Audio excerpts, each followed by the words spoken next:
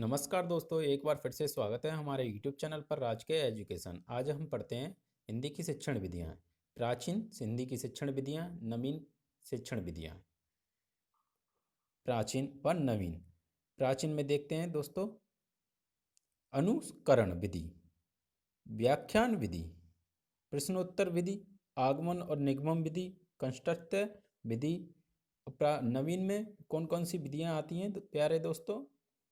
खेल विधि, मॉन्टेसरी विधि, सहसंबंध विधि, बुनियादी विधि, गाल्टन विधि और किल्डन गार्डन विधि। हम प्यारे दोस्तों एक एक करके इन सभी विधियों को पढ़ते हैं। खेल विधि दो प्रकार की होती है, व्यक्तिगत खेल विधि और स्वाभाविक। मेरे प्यारे दोस्तों, खेल विधि, कोल्डवेन कुक अमेरिका के थे। पुस्तक थी प्लेवे, रायवन की प्लेवे व सर्जन। खेल विधि के स्तर प्राथमिक, माध्यमिक, उच्च माध्यमिक और उच्च प्राथमिक। उद्देश्य क्या है खेल विधि के? बच्चे का सर्वांगीण विकास। प्राथमिक स्तर पर कैसा? क्रियात्मक शब्दों के खेल के माध्यम से भाषा सीखना, खेल के माध्यम से भाषा सीखना, जैसे पानी पानी, फुटबॉल खेलना आदि खेल। उच्च प्राथमिक स्तर पर किस प्रकार? प्रश्नोत्तर, अंताक्षरी, चित्रों के आधार पर कहानियाँ, वाद विवाद, मूर्त विषय, ये खेल हैं दोस्तों। और उच्च स्तर पर कौन कौन से खेल हैं? कविता, कहानी, संवाद, काल्पनिक, मुलाकात, नाटक आदि पर लिखना अमूर्त विषय। सिद्धांत, क्रियाशीलता, रुचिकर सिद्धांत, स्वाभाविक का सिद्धांत है ये दोस्तों। अगली विधि है सहसंबंध विधि। सबसे पहले प्रयोग किसने किया था सहसंबंध विधि का? हार्वर्ड ने। मोस्ट इंपॉर्टेंट है मेरे प्यारे दोस्तों। इस विधि का बाद में विकास हार्वर्ड के शिष्य जितर ने किया था। यह विधि गेस्टलवाद पर आधारित है। मोस्ट इंपॉर्टेंट है, कौन सी विधि है जो गेस्टलवाद पर आधारित है? सहसंबंध विधि। ज्ञान को पूर्ण इकाई बताया गया है इसमें। इन्होंने ही बताया कि एक विषय का शिक्षण करवाते समय दूसरे विषय का सहयोग लेना अच्छा होता है। सहसंबंधवाद दो प्रकार के होते हैं मेरे प्यारे दोस्तों। पहला है क्षैतिज सहसंबंध, दो विषयों के मध्य सहसंबंध को क्षैतिज सहसंबंध कहते हैं। इसका मतलब यह दो विषयों के मध्य में क्षैतिज संबंध कहलाता है। जैसे हिंदी पढ़ाते समय इतिहास का सहयोग लेना। लंबीय सहसंबंध किसे कहते हैं? जब किसी विषय की एक शाखा का शिक्षण करवाते समय उसी विषय की दूसरी शाखा का सहयोग लिया जाए तब लंबीय सहसंबंध कहा जाता है। इसे समझते हैं क्षेत्रीय और लंबीय। क्षेत्रीय में तो एक विषय को पढ़ाते समय दूसरे विषय का ज्ञान लिया जाता है, लेकिन लंबीय विषय में ऐसा नहीं होता है। एक विषय का एक ही उसी विषय को शाखा का ज्ञान लिया जाता है, लंबीय विषय कहलाता है।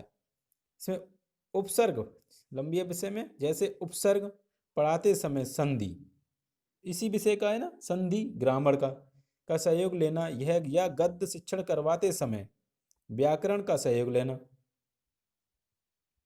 अगली विधि है दोस्तों किंडर गार्डन विधि। इसके निर्माता कौन है? फ्रोवेल, जर्मनी के थे। 1837 में। गार्डन का मतलब उद्यान और किंडर का मतलब बच्चे। इसे बालोद्यान विधि व कहा जाता है। बालोद्यान विधि भी कहते हैं इसे। किंडर गार्डन नामक विद्यालय फ्रोवेल द्वारा 1837 में खोला गया। इसमें शिक्षक को माली और विद्यालय को बगीचा और बच्चों को पौधा कहा गया है। मोस्ट इंपॉर्टेंट है ये लाइन दोस्तों। मेरे प्यारे दोस्तों, ये शिक्षक को क्या कहा गया? माली, विद्यालय को बगीचा कहा गया और बच्चों को पौधा कहा गया है। फ्रोवेल ने बताया कि शिक्षक का प्रमुख उद्देश्य आत्म अभिव्यक्ति है। मेरे प्यारे दोस्तों, आत्म अभिव्यक्ति 3 साधन है। कौन कौन से हैं? गीत, गति, रचना। स्तर क्या होता है? 4 से 8 वर्ष तक के बच्चों के लिए यह उपयोगी है। उन्होंने महिला शिक्षक को इसके लिए उपयुक्त माना है। किसके लिए? किंडरगार्टन के लिए उपयुक्त माना है। बच्चों के लिए 4 से 8 वर्ष तक के बच्चों के लिए महिला शिक्षक को उपयोगी माना है। खेल ही खेल में करके सीखने पर बल देता है, सृजनात्मकता पर बल देता है। इसमें शिशु गीत, मातृ खेल तथा घरेलू वस्तुएं शामिल की जाती हैं। तो प्यारे दोस्तों, अगली विधि है मोंटेसरी विधि। इसके बारे में हमने पहले भी वीडियो पढ़ा चुके हैं। इसके बारे में थोड़ी बहुत और देख लेते हैं। दोस्तों, मोंटेसरी विधि फ्रोवेल से प्रभावित होकर मोंटेसरी ने भी एक विद्यालय खोला। इसमें 3 से 6 वर्ष के बच्चों के लिए 3 से 6 वर्ष के। किंडरगार्टन है 4 से 6 और यह है 3 से 6। यह ध्यान रखना। विद्यालय का नाम क्या था? चिल्ड्रन हाउस, बाल गृह, इटली का। मोंटेसरी ने शिक्षक के 3 सोपान बताए। कौन कौन से सोपान बताएं? कर्मेंद्रियों की शिक्षा, ज्ञानेंद्रियों की शिक्षा, भाषा व गणित की शिक्षा। सर्वप्रथम कर्मेंद्रियों की शिक्षा दी जाती है। इसमें पढ़ने से पहले लिखना सिखाया जाता है। इसमें शब्दों व वस्तुओं में साहचर्य के माध्यम से पढ़ाया जाता है। सहयोग के साथ में पढ़ाया जाता है, अतः इसे सहचार्य विधि भी कहा जाता है। Learning by doing. अगली विधि है दोस्तों गाल्टन विधि। इसके प्रवर्तक कौन थे? हेलन पार्क हर्ट्ज, 1913, अमेरिका का एक नगर, इसी के नाम पर है ये। इसमें 6 वर्ष से अधिक बच्चों के लिए यह उपयोगी मानी गई है। उद्देश्य क्या है इसके? छात्रों में स्वाध्याय का विकास करना। गाल्टन विधि में शिक्षक के निम्न भागों में बांटा गया है। मेरे प्यारे दोस्तों, पहला है ठेका पाठ। पूरे सत्र में पाठ्यक्रम को 12 मासों पाठों में बांट दिया जाता है, इसे ठेका कहा जाता है। दूसरा है निर्दिष्ट पाठ। साप्ताहिक पाठ को निर्दिष्ट पाठ कहा देते हैं। इकाई पाठ, दैनिक पाठ योजना, प्रयोगशाला। फिर अगला है 5वां प्रगति सूचक लेखक। छठा है सम्मेलन व विमर्श सभा। इंपॉर्टेंट है दोस्तों अगली लाइन, यह गाल्टन विधि में कक्षा कक्ष व परीक्षाएं नहीं होती। ऐसी कौन सी विधि है जिसमें कक्षा कक्ष और परीक्षाएं नहीं होती हैं? वह है गाल्टन विधि।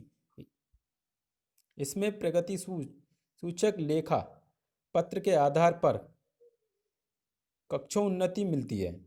इसका मतलब क्या हुआ दोस्तों? इसमें प्रगतिशील लेखा दोस्तों लेखा पत्र के आधार पर कक्षोन्नति मिलती है। इस कक्षोन्नति का मतलब क्या है? कक्षा में उन्नति मिलती है। दोस्तों, वीडियो अच्छी लगी हो तो हमारे चैनल को सब्सक्राइब करें, दोस्तों के साथ शेयर करें और लाइक करना ना भूलें। मिलते हैं अगली एक नेक्स्ट वीडियो के साथ में। जय हिंद, जय भारत।